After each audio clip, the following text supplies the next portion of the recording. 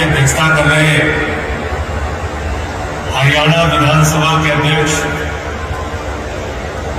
आदरणीय ज्ञानचंद गुप्ता जी, उत्तर प्रदेश के 9 बार के विधायक, संसदीय कार्य मंत्री माननीय सुरेश खन्ना जी, भारत के पूर्व मुख्य चुनाव आयुक्त एन गोपाल स्वामी जी, अभी यहां पर गुहा जी अपनी बात कह के गए और मुझे लगता है बहुत ही अच्छे ढंग से उन्होंने आपको अपनी बात समझाने का काम किया। उनका भी मैं हार्दिक अभिनंदन करता हूं। मंच पर आसीन वो तमाम युवा विधायक जिनको आज सम्मानित किया गया, आप सबका अभिनंदन करते हुए मैं राहुल करार जी को इस आयोजन के लिए बहुत धन्यवाद देना चाहता हूं, क्योंकि आज इस देश का नौजवान डॉक्टर बनना चाहता है, इंजीनियर बनना चाहता है, किसी बड़ी कंपनी में बड़ा सॉफ्टवेयर इंजीनियर और टेक्नोक्रेट बनना चाहता है, लेकिन राजनीति में विधायक और संसद नहीं बनना चाहता। यही भारत की राजनीति नौजवानों के बीच में वो संदेश देने का काम किया है। इसके लिए आपको बधाई देना चाहता हूं। मैं अपनी बात चंद लाइनों से शुरू करूंगा। गमों की आग को अश्कों पर उबाल कर देखो, गमों की आग को अश्कों पर उबाल कर देखो, बनेंगे रंग किसी पर भी डाल कर देखो, और तुम्हारे दिल की चुभन भी जरूर कम होगी किसी के पांव का कांटा निकाल कर देखो, किसी के पांव का कांटा निकाल कर देखो। भारत का लोकतंत्र आम आदमी के पैर से कांटा निकालने के लिए बनाएगा लोकतंत्र। भारत का लोकतंत्र एक महान लोकतंत्र है, दुनिया का सबसे बड़ा लोकतंत्र है, और एक ऐसा महान संविधान बाबा साहब डॉक्टर भीमराव अम्बेडकर ने हमको दिया, जिसमें संप्रभुता की बात कही, जिसमें समानता की बात कही, जिसमें धर्मनिरपेक्षता की बात कही। और अगर हम भारत के लोकतंत्र को बचाना चाहते हैं, अगर हम भारत के आत्मा को बचाना चाहते हैं, तो हमको भारत के संविधान की प्रस्तावना पर अपना जीवन बिताना होगा, और भारत की प्रस्तावना को, संविधान की प्रस्तावना को बचाना होगा। और वो प्रस्तावना क्या कहती है? वो प्रस्तावना समानता की बात कहती है। लेकिन जब आजादी के 75 साल के बाद हम पढ़ते हैं कि उत्तर प्रदेश के बुलंदशहर में सीआरपीएफ का जवान थाने में जाकर एप्लीकेशन देता है कि मैं दलित समाज से हूं, मुझे अपनी शादी के लिए पुलिस प्रोटेक्शन चाहिए क्योंकि मुझे घोड़ी पर चढ़ने की इजाजत नहीं है, तो भारत का लोकतंत्र शर्मिंदा होता है। जब हम पढ़ते हैं कि हिंदुस्तान के 92 लोगों के पास 55 करोड़ लोगों के बराबर की संपत्ति है, ये असमानता का स्तर जब हम पढ़ते हैं, तब हम भारत के लोकतंत्र पर कहीं न कहीं शर्मिंदा होते हैं। और जब हम देश की धर्मनिरपेक्षता पर प्रहार देखते हैं, चोट देखते हैं, तो कहीं न कहीं उससे हमारे लोकतंत्र को, हमारे संविधान को चोट पहुंचती है। मैं नौजवान साथियों आपसे कहना चाहता हूं, हम उस हिंदू धर्म को मानते हैं जो वसुधैव कुटुंबकम की बात कहता है, वो हिंदू धर्म जिसकी रामचरितमानस की चौपाई कहती है सब नर करें ही परस्पर प्रीति, यानी ऐसा देश जहां हर इंसान प्यार से रहे, वो है हमारा हिंदुस्तान। विविधता में एकता भारत की विशेषता है। ये वो मुल्क है जहां बिस्मिल्लाह खान की सहनाई संकट मोचन के मंदिर में गूंजती है। ये वो मुल्क है जहां मलिक मोहम्मद जायसी पद्मावत लिखते हैं। ये वो मुल्क है जहां नसखान को पढ़कर हम भगवान कृष्ण के बारे में जानते हैं। ये वो मुल्क है जहां मोहम्मद रफी गाना गाते हैं, सुख के सब साथी दुख में न कोई, मेरे नाम तेरा नाम एक साचा दूजा न कोई। यह है भारत की एकता, यह है भारत की विविधता, यह भारत की विशेषता है, जहां अलग अलग भाषा, अलग अलग जातियों, अलग अलग धर्मों के लोग एक साथ मिलकर रहते हैं। वही हमारा भारत महान है। लेकिन आज अगर ये प्रयास किया जा रहा है, ये कोशिश की जा रही है, अगर आज एक समाज को ये कहकर बड़े समाज को भड़काने का काम किया जा रहा है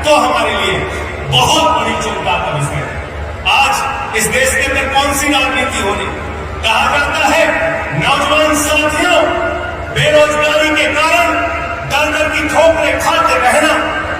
अगर नौकरी मांगोगे तो आपको लाठियों से पिटवाया जाएगा, आपकी पीठ लाल कर दी जाएगी। नौकरी मत मांगना, लेकिन वोट एक ही पार्टी को देना, क्योंकि हम मुसलमानों को ठीक कर रहे हैं।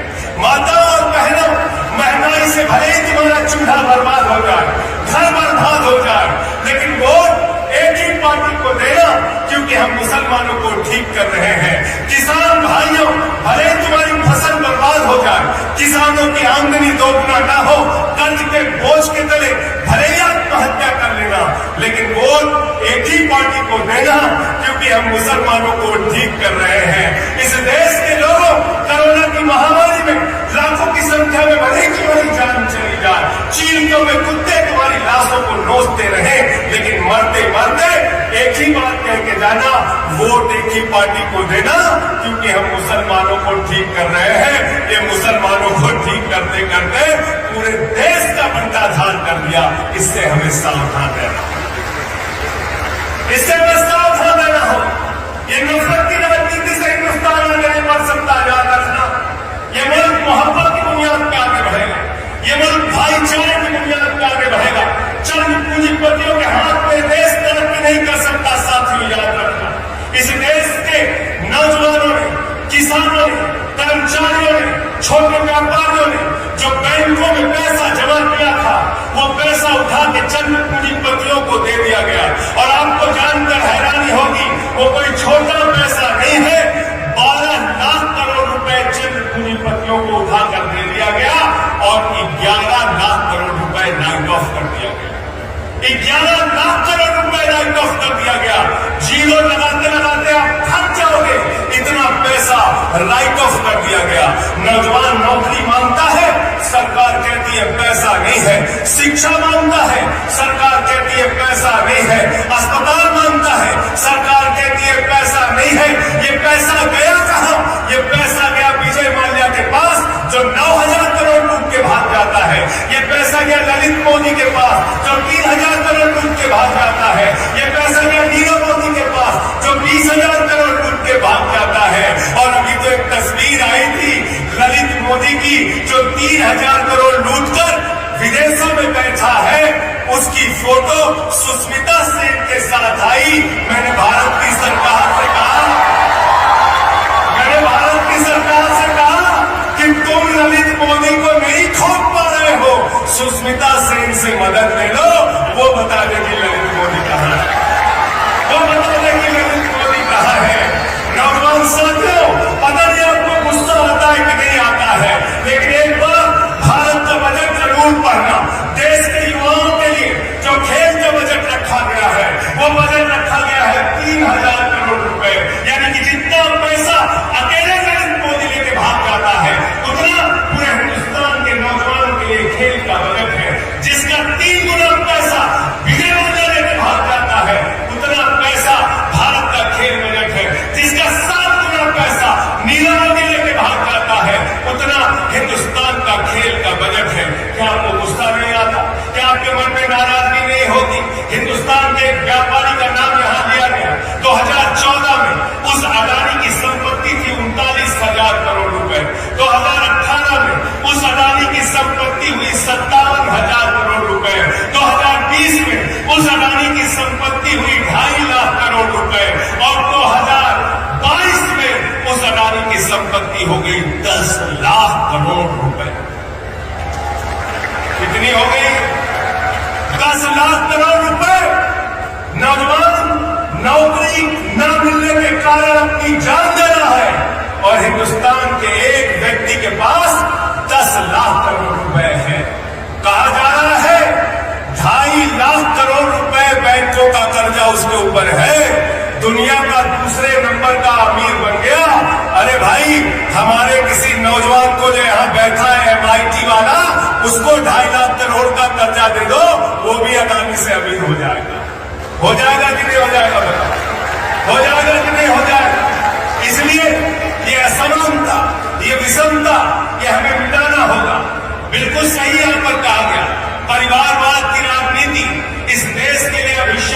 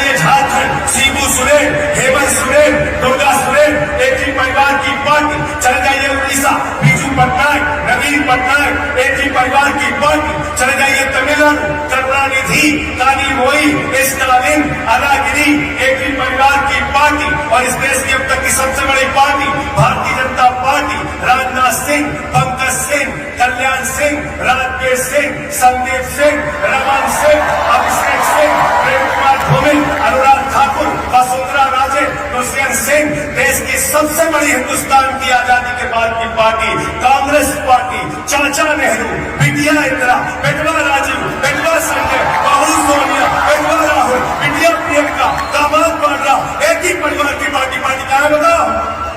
कहाँ है पार्टी? ये पार्टियां नहीं है, चंद परिवारों का देश के लोकतंत्र पे कब्जा है। अगर ये बात नौजवानों को समझ में नहीं आ रही है तो आने वाले दिनों में भारत की राजनीति का साफ सुथरा दृश्य आप नहीं देख पाएंगे। इसलिए साथियों और दोस्तों, मेरा 2 मिनट थोड़ा पीछे हो जाएगा, वहां भी नहीं बोलने देते पार्लियामेंट में, यहां भी भारत की छात्र का संसद है, भारत की छात्रों का संसद है और मैं आप लोगों को अभिनंदन करना चाहता हूं और आपसे एक ही निवेदन करना चाहता हूं, इस देश की राजनीति से दूर मत भागिए। अच्छे लोगों ने राजनीति छोड़ दी, इसलिए बुरे लोगों ने उस पर कब्जा कर लिया है। इस देश की राजनीति में अच्छे लोगों को, नौजवानों को, किसानों को, मजदूरों को, रेल पटरी वालों को, जो आम आदमी की बात उठा सके, ऐसे लोगों को भारत की राजनीति में आना पड़ेगा और इसलिए भी आना पड़ेगा कि देश की पूंजीपतियों के लिए जो कानून बनता है उसके खिलाफ 1 साल तक देश का अन्नदाता सड़क पर बैठता है, 750 किसानों की शहादत हो जाती है। अगर आप राजनीति में नहीं रहेंगे तो ये शहादतें रुकने वाली नहीं है, याद रखना। इसलिए ये अमन बिक रहा है, चमन बिक रहा है, गरीबों के तन का कसम बिक रहा है, बाजारों में राधा का तन बिक रहा है। यारो बुरा न मानो तो कह दूं, इन बेईमानों के हाथों वतन बिक रहा है, इन बेईमानों के हाथों वतन बिक रहा है। जीवन का सवाल खड़ा किया जाता है। अरविंद केजरीवाल फ्री बिजली देते, फ्री शिक्षा देते, फ्री स्वास्थ्य देते, बुजुर्गों की तीर्थ यात्रा कराते तो कहते हैं फ्री फ्री फ्री फ्री बांट रहे हैं। अरे विधायकों को फ्री बिजली, सांसदों को फ्री बिजली, मंत्री को फ्री बिजली, मुख्यमंत्री को फ्री बिजली, प्रधानमंत्री को फ्री बिजली, तो इस देश की जनता को जनता के पैसे से फ्री बिजली मिलनी चाहिए कि नहीं मिलनी चाहिए? बताइए, बताइए, हाथ उठा के बताइए, मिलनी चाहिए कि नहीं मिलनी चाहिए? इसलिए आपके लिए काम करना है, आपको राजनीति में आगे आना होगा और अगर आप नहीं आएंगे, यहाँ राष्ट्रवाद की बात की गई, मैं बड़ी विनम्रता पूर्वक आप लोगों से पूछना चाहता हूं, भारत के नौजवानों अगर आप सोचना, गंभीरता से अगर आप विचार करना, भारत के बजट में 6.5 लाख करोड़ की भारत की संपत्तियां बेचने का प्रावधान सरकार लेके आती है।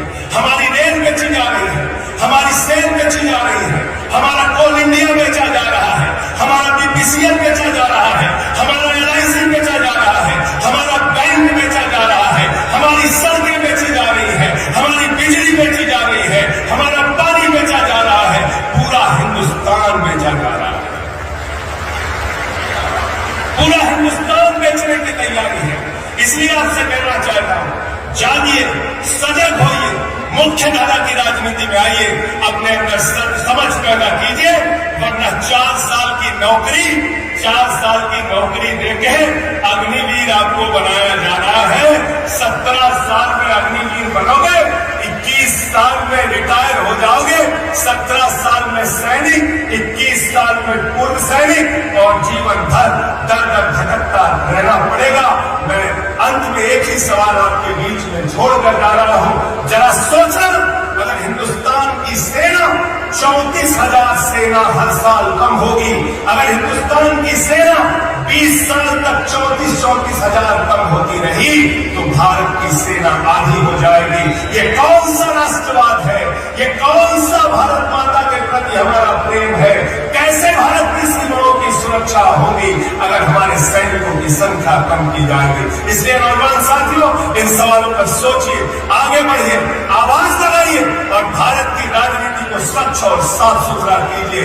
आप शहीद आजम भगत सिंह को मानने वाले हो, आप शहीद सुखदेव और शहीद राजगुरु को मानने वाले हो, आप शहीद चंद्रशेखर आजाद को, रोशन सिंह को, राजेंद्र दहरी को, अशफाकुल्लाह को मानने वाले हो, आप 18 साल के शहीद खुदीराम बोस को मानने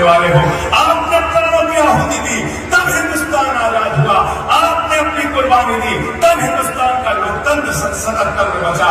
और आज अगर भारत के लोकतंत्र पे, भारत की धर्मनिरपेक्षता पे, भारत की संप्रभुता पे, भारत की एकता पे अगर खतरा आ रहा है तो उसको बचाने की जिम्मेदारी भी आप नौजवानों को उठाना पड़ेगा। बहुत बहुत शुक्रिया, बहुत बहुत धन्यवाद। इंकलाब